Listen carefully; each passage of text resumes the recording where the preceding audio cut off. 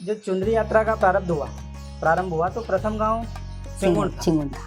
तो फिर गुरु भैया और हम भी विचार कर रहे थे कि सिंगुन से अगर प्रारंभ हुआ तो आयोजक कौन थे या क्या विचार आया या किन्होंने इनके अंदर ये भाव जागा कि हम इस तरह से करें, तो उसके पीछे क्या कहानी थी वो जानने के लिए हम वापस आज एकत्रित हुए हैं। तो हमने फिर सिंगुन से सचिन जी, लालू जी और जितेंद्र भैया इनसे संपर्क किया और पता चला कि यही आयोजक थे वहाँ प्रथम चुनरी यात्रा के।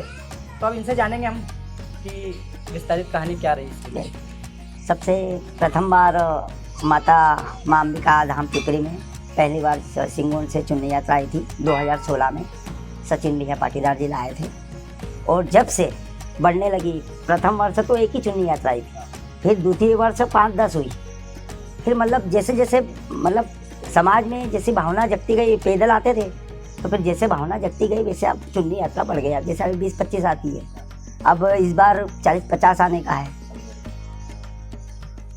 तो मैं सचिन भैया को बहुत बहुत धन्यवाद देता हूँ जिन्होंने यह माता रानी की चुनरी यात्रा लाकर बहुत बड़ा पुण्य का काम किया है और माता रानी का नाम जागृत किया है समाज में। जय माता।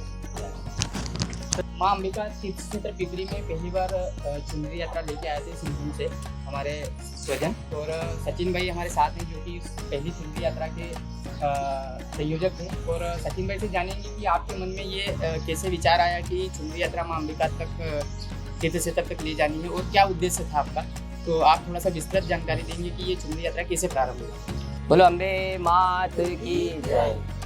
माँ अम्बे के दरबार में मतलब गुरुजी रहते थे, 1-2 संख्या में गांव वाले बैठे रहते थे। उसी बीच में मेरा बीजासनी माते जो लोहारी से पहले है वहाँ पे मेरा जाना हुआ। वहाँ पे एक ऐसा माता जी ने एक ऐसा भाव जागृत किया कि मेरे मन में ऐसा आया कि अपनी माँ पिपरी से आसपास के 100 गांव जुड़े हुए हैं, लेकिन आज भी वहाँ नवरात्रि में खाली है, उनका पंडाल खाली है। तो कुछ ऐसा क्या किया जाए कि अपन ऐसा 9 दिन वहाँ पे उत्साह है और विस्तृत रूप उसका लिया जाए। तो माता रानी की कृपा से इसे बुद्धि कह सके विचार आया।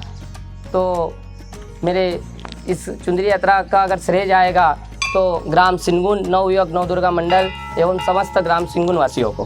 मैंने शाम को उनको विचार रखा हमारी कमेटी में, तो अगले रोज़ पूर्ण तैयारी के साथ समस्त ग्राम से प्रत्येक घर से कम 700 की संख्या में, उसमें 300-400 की संख्या में नग्न पैर, और हमारी यात्रा ये 15 किलोमीटर की 8 घंटे में तय हुई थी। 8 घंटे। हाँ, उसका कारण ये था कि लाइव वीडियो उसका चला था। तो ग्राम रजूर में भव्य स्वागत हुआ था, ग्राम नदगांव में भव्य स्वागत हुआ था, ग्राम इच्छापुर में भव्य स्वागत हुआ था, और पिपरी के ग्राम से प्रत्येक घर से हमारे इंतजार में यहाँ पर 2 घंटे से बच्चे से लगाकर बूढ़े तक पूरा ग्राम एकत्रित था।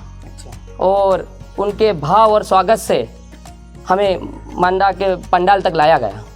और वहीं से हमने 2016 से सोचा कि अगर प्रयास किया जाए तो आने वाले हर गांव से अधिक संख्या में मां के दरबार पहुँचे।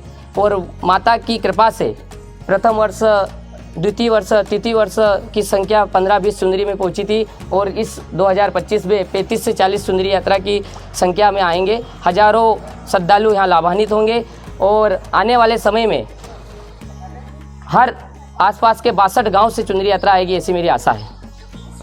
जय माता दी।